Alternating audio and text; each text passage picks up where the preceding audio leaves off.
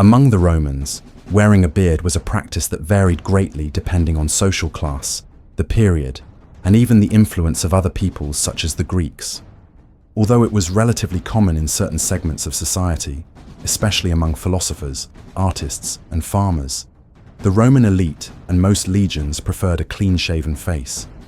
This aesthetic standard, which eventually became dominant among Romans, was rooted in a series of cultural, historical, and even military factors. During the Roman Republic and the early days of the Empire, many Romans regarded the beard as something associated with lower classes, or with groups considered more rustic.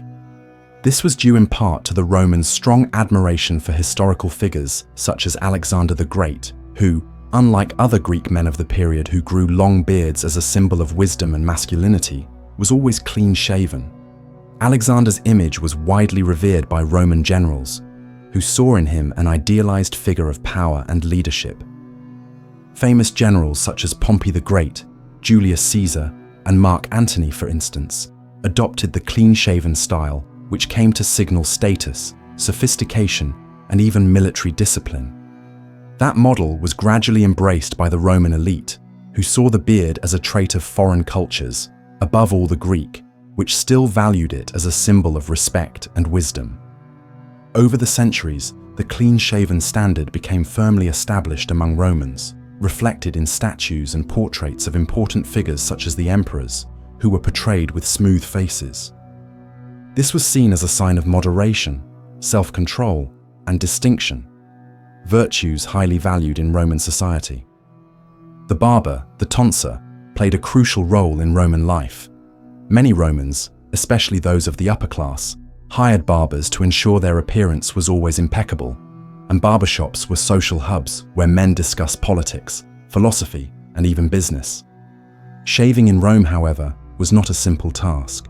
Latin poets such as Ovid and Juvenal described it as a slow, delicate, and sometimes even painful process.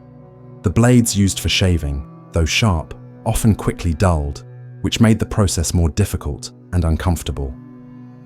For many young Romans, the first shave was such an important event that a ritual known as depositio barbae was performed. This rite, normally carried out at the age of 21, symbolized the transition from youth to adult life. During that ceremony, small locks of hair were placed in a special container and offered to the god Jupiter as a sign of respect and gratitude.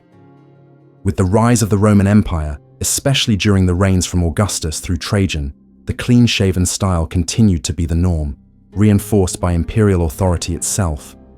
Nevertheless, a significant change occurred with Emperor Hadrian, who was the first to adopt a more pronounced beard, representing a major turning point in Rome's aesthetic standards. Hadrian, who held a deep admiration for Greek culture and Hellenic philosophy, began wearing a beard, a trend he likely adopted as a way to align himself with Greek ideals, where facial hair was associated with wise men, philosophers, and intellectuals.